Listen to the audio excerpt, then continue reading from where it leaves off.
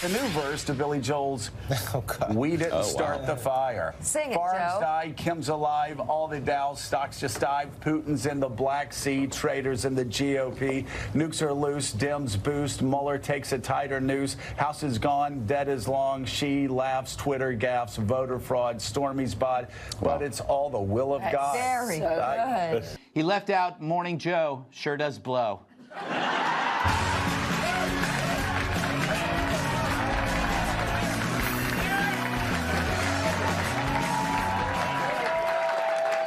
All right. Here was George Herbert Walker Bush when he just turned 20. After risking his life for his country on numerous bomber missions, he was shot down and rescued at 20. What was I doing at 20? Oh, my God.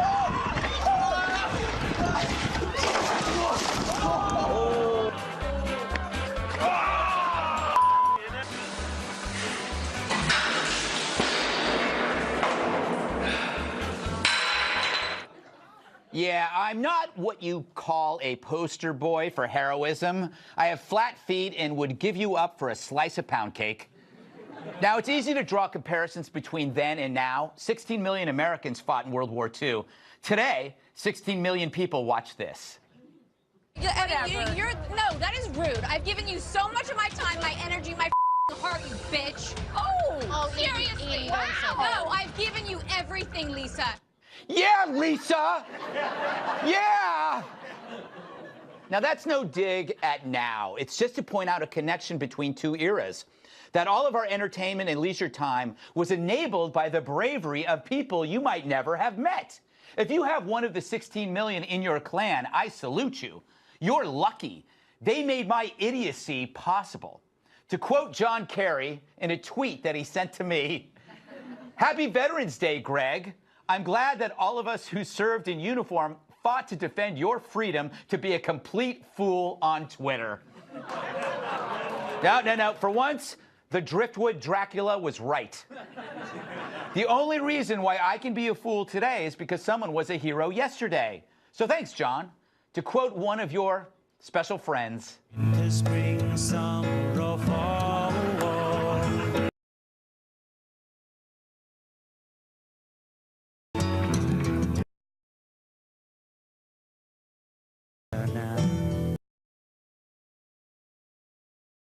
When he had hair.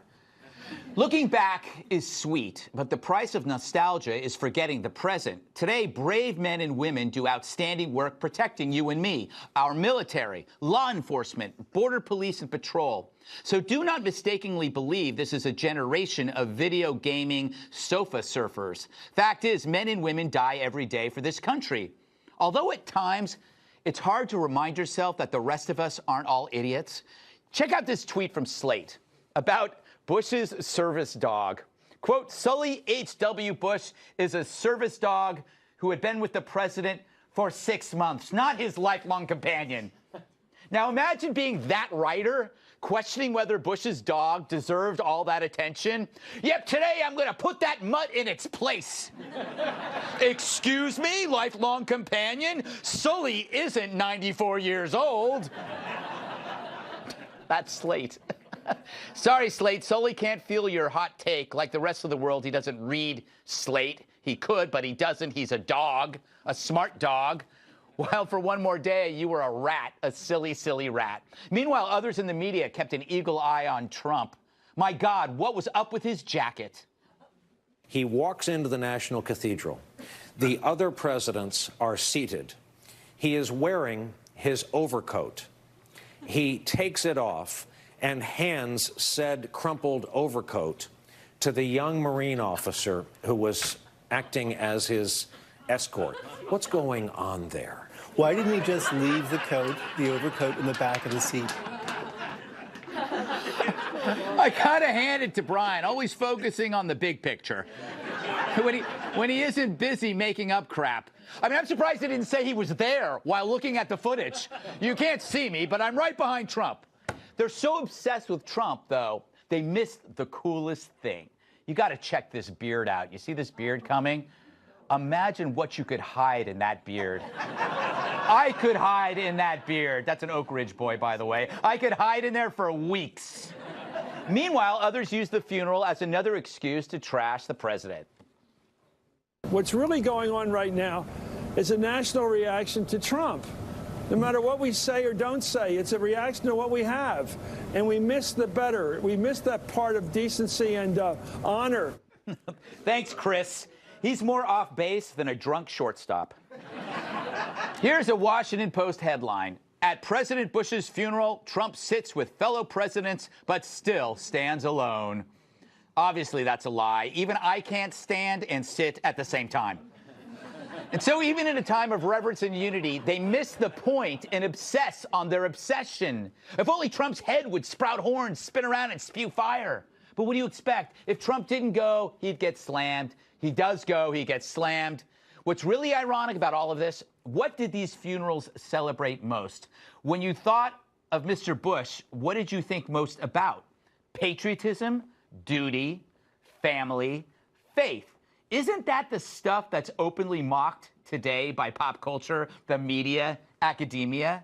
There are more people who believe the earth is flat than believe in anything. And yet this week, those were the things that mattered. Weird, isn't it? When you're looking at death, you're not thinking about identity or jackets or the resume of a service pet. I hope we've learned something. I mean, think about this. President George Herbert Walker Bush fought in World War II. He flew 58 combat missions. He was shot down, rescued. Then he turned 21. Think about that. Later, he ran the CIA, he helped end the Cold War, and rescued Kuwait from Iraq. Yet in 1992, he still lost to Bill Clinton, just as Bob Dole did 4 years later. Why? Because his amazing life put him at a certain age. No war heroes, please. We'll take that young philanderer. We thought it over and decided. So the same people who make shallow decisions about you made one about him. You just gotta laugh. That's the other big message here. Bush was funny. Here's proof. It's the last statement I'm going to have on broccoli. There are truckloads of broccoli at this very minute descending on Washington. My family is divided. I do not like broccoli, and I haven't liked it since I was a little kid. And my mother made me eat it. And I'm president of the United States, and I'm not going to eat any more broccoli. When we talk about vanishing heroism, don't forget vanishing humor. Humor is what holds this whole operation, civilization, together. The only way to celebrate hate, though, is to shame, censor humor from the world. Jokes connect people, so eliminate them, and we won't be falling on the floor laughing. We'll just be falling on the floor. It's why the real heroes don't just fight communism and Hitler, but also people who can't take a damn joke. Those humorless creeps seem to be everywhere and reproducing. So as we gain that kind of noxious non-hero, we lose men like Bush. According to the Department of Veteran Affairs, roughly 496,777 American veterans were estimated to still be alive as of September 2018. What's that tell you? They're still here, 500,000 of them. They're not making more. And we should make it a point to talk with them, learn from them, and share a laugh with them. Because this week we lost at least one, and we're going to lose more. And that, friends, is no joke.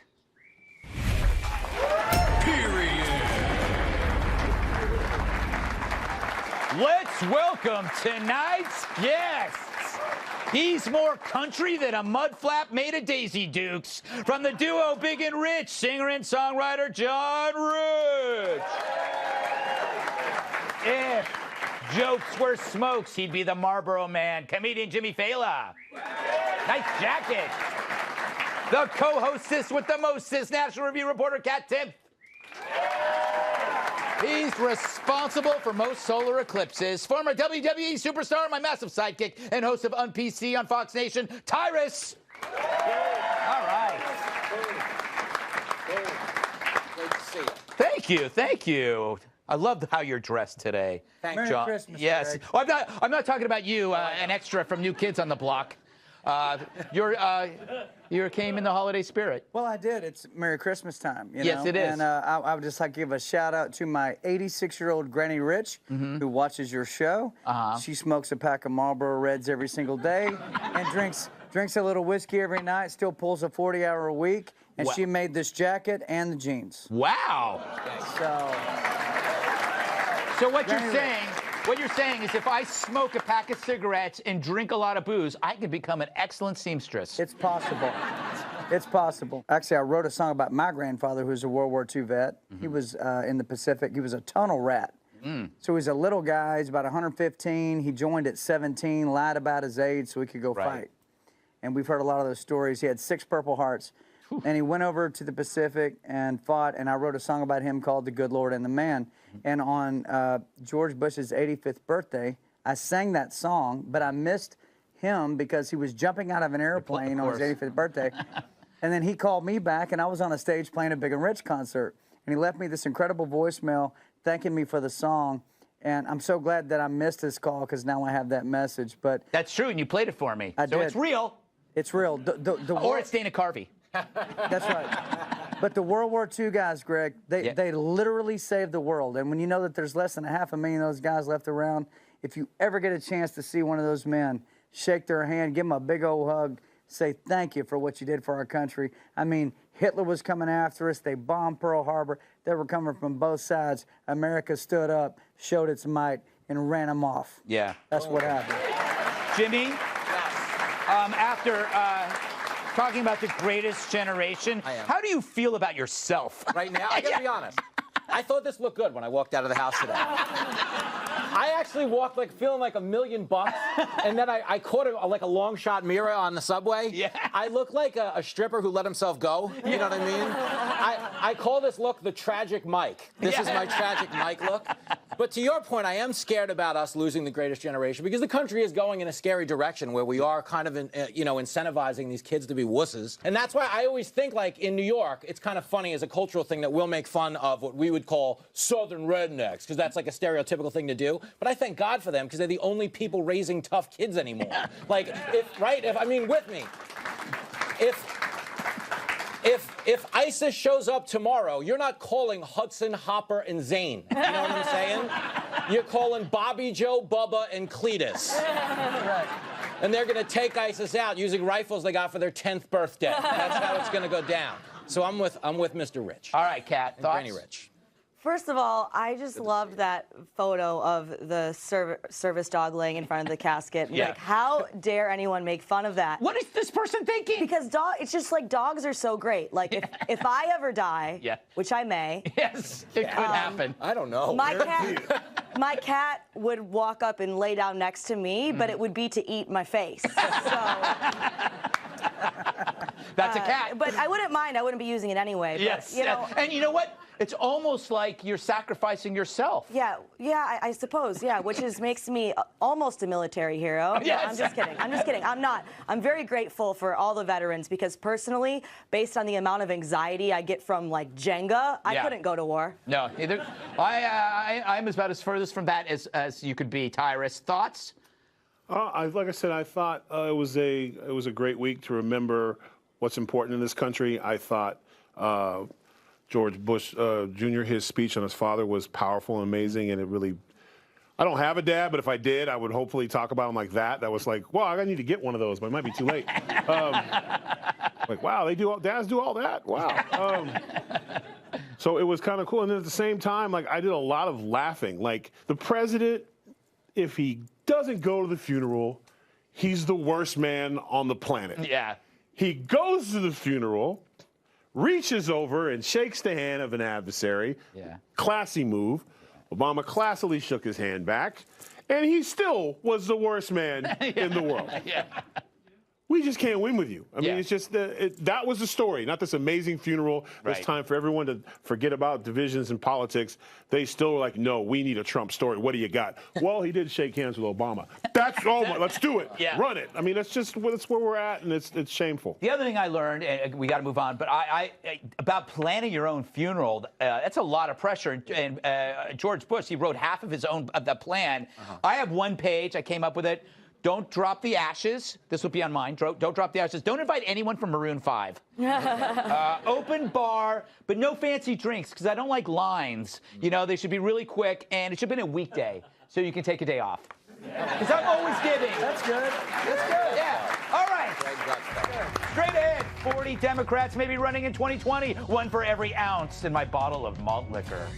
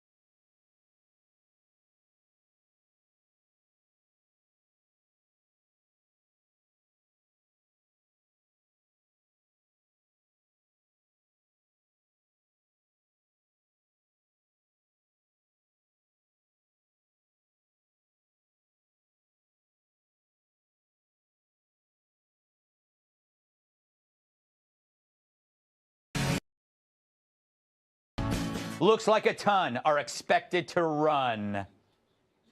We'll have 30 or 40 probably great candidates running for president, I think, because everyone recognizes how urgent this moment is in our history of our country. Wow, he knows his stuff. 40 candidates, the debates will be 6,000 hours long. Personally, I would rather watch this for 6,000 hours.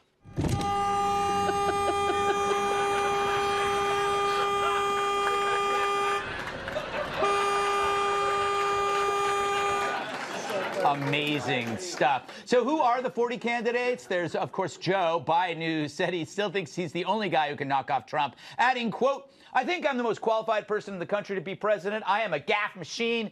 But my God, what a wonderful thing compared to a guy who can't tell the truth.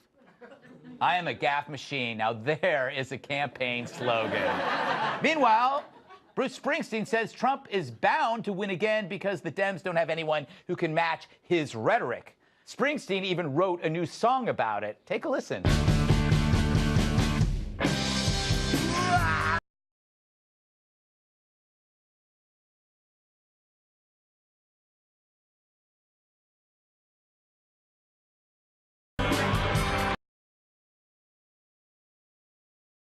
Oh, yeah, it could be the song of the year. He's no John Cafferty. Wow. That's Greg Gutfeld, season 1 winner of America's Got Issues. Yeah, that was my Jimmy. That was my impression. I thought it was pretty close. What, by the way, now that I have your attention barely, isn't Springsteen talking about himself? He's the man of the, he's the common man. He's the left-wing populist. Yeah. If Trump is the right-wing populist, he's the left. Why doesn't he run? And he does admit it in his shows that he's a pretend populist, like that he didn't grow up in the world that he likes to sing about. Northern California, I think, or something like that. The boss. I want to go back to your video, though, when you showed the dog honking the horn. Yes. Oddly enough, more qualified to drive than Beto O'Rourke. I thought that was... But I love. Nice. Nice. But I always love though when people are like, oh, he's so rad, he skateboards to his rallies. I'm like, he has to. Do you understand? That's plan A and B. You know. He doesn't have a license anymore, does he? No, it's bad. But like their lineup really does look like a Sharknado movie. It's either like really old people who haven't been on TV in forever, right, or like young people no one cares about. You know what I mean? Yeah. But I have a theory, John, that this is what happened with the Republicans. If you have like a bunch of people, it's going to be the contrast between the similarities and one outlier. You know I'm wearing a Santa Claus suit. Yes. Okay, so here's my thought on it. I think Donald Trump should treat the Democratic nominees as if they are Celebrity Apprentice. Ah, good point. Okay? And he should give them tasks, and he should make them, because I was on Celebrity Apprentice. You were. Did you win? I know what I did win. Yes. I played for St. Jude Children's Research Hospital, and I won. And I raised twice as much money as Pierce Morgan, by the way. I love Pierce, but I beat you, Pierce. I beat you. But no, what if Trump treated the Democratic entire nominee staff as if it were That'd be funny. Apprentice? I don't know if they'd pay attention, but it would still be hilarious. Just give them the task. Let them see who rises to the. You know, Bernie's going to get it. Yeah, I think so too. Bernie is you're going to get a left wing. You're going to get a progressive tyrant. What's your predictions? Well, if he does that, you know, Omarosa's getting cut first, so that's definitely going down. Oh, she'll be there. She'll run. She'll be. Oh, absolutely. I didn't even think of that. Listen, this is all sweet and great, but listen, I bet lunch. Anybody who wants to take me up on this, I will name you the top 3 right now. That doesn't matter who. I don't care who. 45,000 doesn't matter. It's going to be the same. It's going to be Biden, Bernie, and Hillary. It's going to be the same. But the Three Stooges. Yeah, hey, listen, we don't. If you're voting for the other side anyway, what do you care? It's an easy win for you. You should be encouraged. Like you should literally be like walking around with buttons, going, "Yeah, Hillary should do it. 3rd time's the charm." Like you literally should get behind it. I actually do think. I think Kamala Harris is going to make a strong run. I think you're going to get a surprise. This is the same situation with. I think they've come to the assumption that this is where Barack Obama and Donald Trump have a lot of similarities. They have such a phenomenal control of the people and their base. Nobody really wants to go head to head. It sounds good on paper. Yeah. And I think I think the Democrats can see, like, we get the House, maybe we can get the Senate. Whomever is going to go up is going to the slaughter. Yeah. So why not send Hillary one more time to the House? You know what I'm saying? Like, literally, put it this way. If I'm in a small closet and I'm punching whoever coming in, chance you're not going to get out, the line to go in is not going to be very long. And if you're going to send somebody in there, you're going to pick the one person in this crowd we don't like. Yeah. And that's kind of why they were like, yeah, go ahead, Hillary, you got this. Because it's I don't think it's an uphill battle. Kat, thoughts? Yes. I do have some. Yes. I think it's hilarious when people say I'm the most qualified to be the president. Hillary said the same thing. Joe Biden's saying it now. Because actually, you don't get to decide that. You don't get to decide what qualified means. The voters get to decide what qualified means. It could be anything. It could be anything. If voters voters decided that the most important thing was like which candidate's the best at Super Mario, if you weren't good at Super Mario, then you wouldn't be qualified. It could really be anything. It's all up to the voters. I am. All right. They're telling me to move on. Kevin Hart quits the Oscars instead of apologizing. Then he apologizes. What's going on with that? We discuss.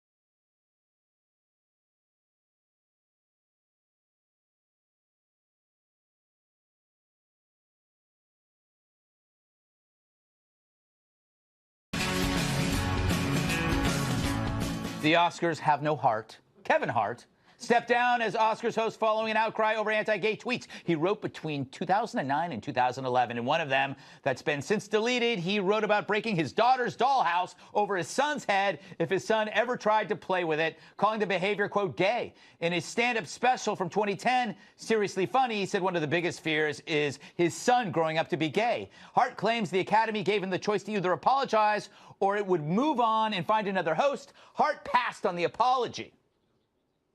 The reason why I passed is because I've addressed this several times.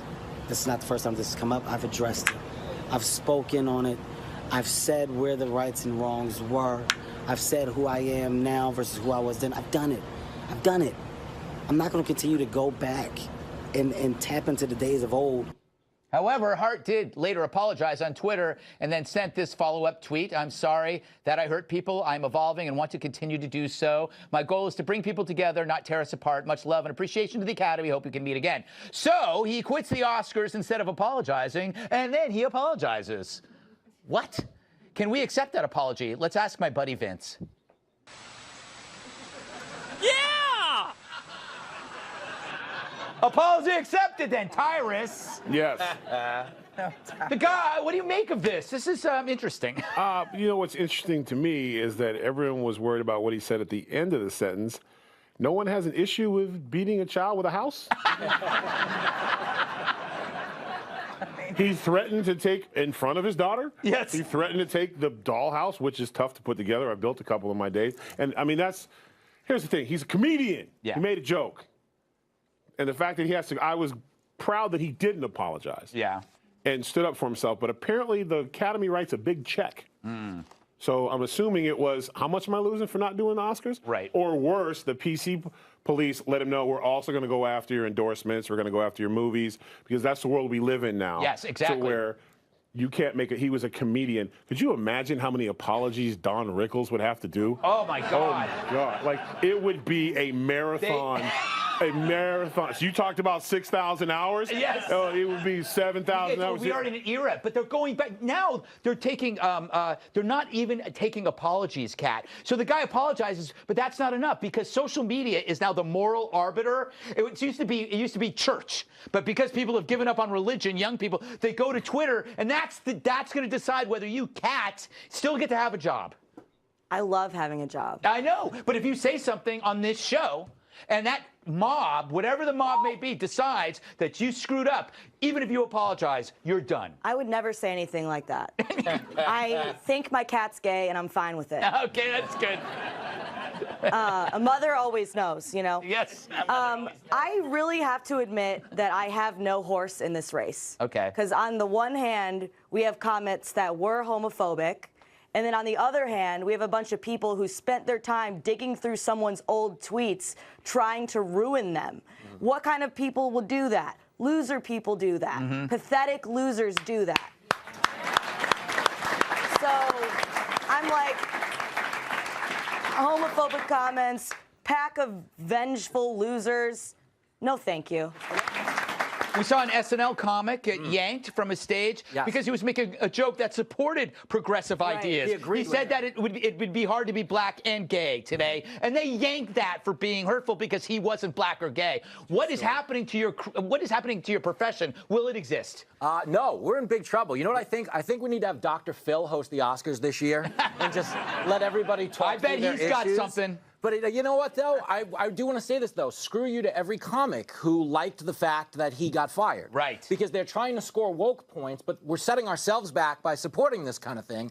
Because a comedy club, what it's supposed to be, is the last bastion of free speech. It's a place you guys can go and talk about things that won't get you fired at work. You dig? We're there to save you by saying these ridiculous, idiotic things. But it drives me crazy that no one even factors in the context of where tweets are taking place. Right. Like, this guy worked to be Kevin Hart, for whatever we think of his comedy, worked, 20 years, day in, day out, 7 shows a week, and probably loses most of his career for something he probably did on the toilet You know, Yes. where are people tweeting? Yeah. Online at a post office, just killing time? Yeah, no, it's always, and it's free. You're not getting paid for Twitter, and you kill yourself on this machine. You know, John, what gets me mad is that we are eliminating the whole concept of forgiveness. It's like if what his tweet was stupid and wrong, he apologized, but that's not enough. And there is, like, that goes back to the kind of religious aspect of forgiveness that seems to not exist anymore for a lot of people. Well, I'll tell you this, Greg.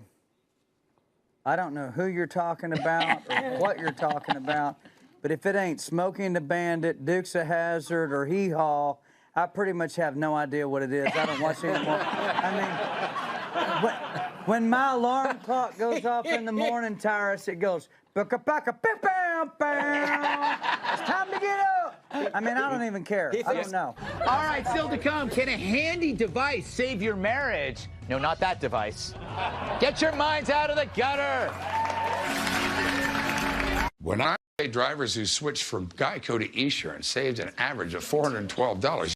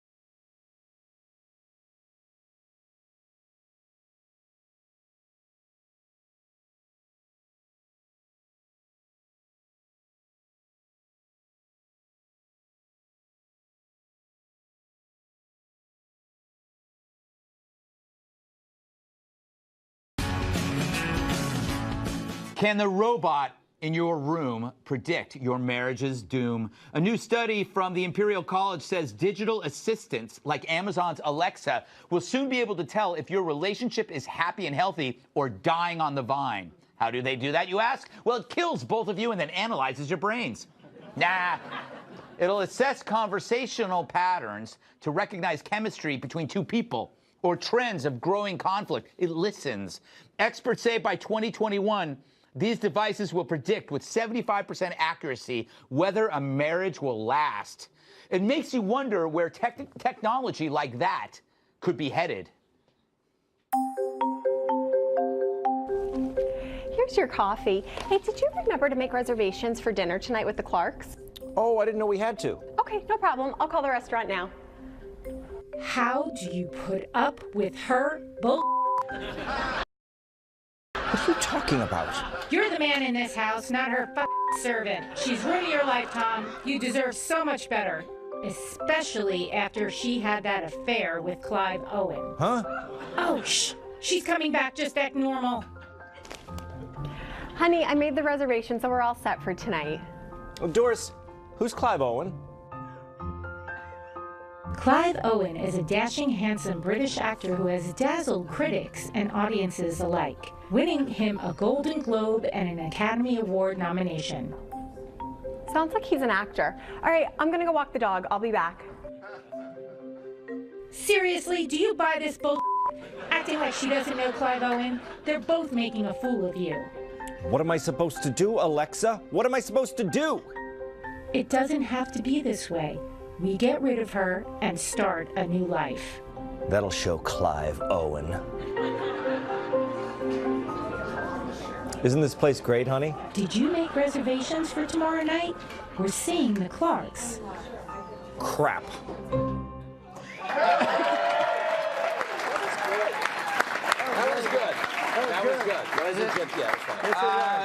I just wanted to put Alexa in a red dress, cat. Would you take relationship advice from an algorithm? I feel like I should, yes.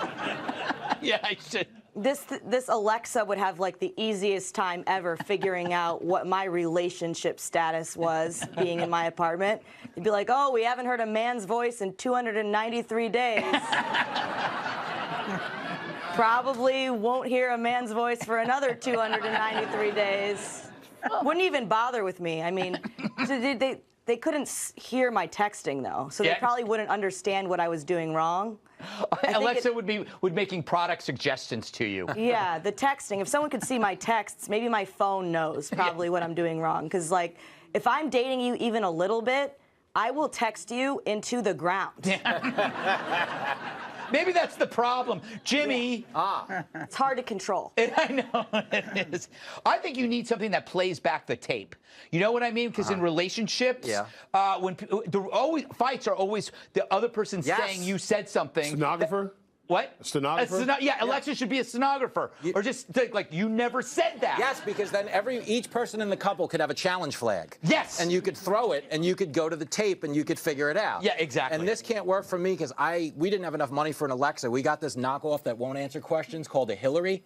You have to pay it a speaking fee each time it talks. That's very good. We're trying. He worked a political joke in there, John. No, he's very smart. He is very smart. I laughed at that. I thought that was a great segment. Yeah, wasn't it fun? I would never have an Alexa in my house. Why? Well, because, I mean, I saw this one story where Alexa hacked somebody's email and, like, sent all their emails out and stuff.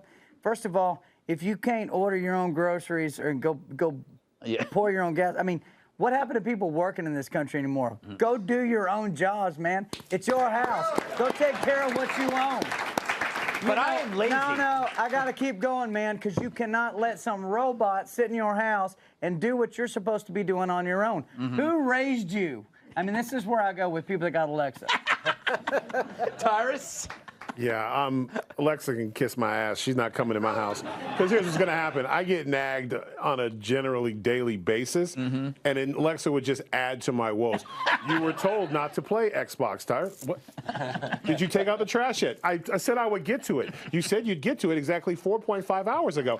All right, get off my back. Oh, I'm texting her to tell her that you didn't take the trash out. You better not do that. Like, I literally Alexa will always take the side of her. Absolutely. Yes, they'll never take the guy's side. And women, you should not want Alexa because she's going to replace that nagging ass girlfriend of yours who's always in my business. So, like, that's literally what it is. No man is going to benefit from Alexa. Alexa's never going to say, "Oh, you're right," because Alexa probably doesn't deal in facts either. It's probably an emotional down. Oh, I'm wrong. Oh, you cowards. Every one of you men in here are cowards.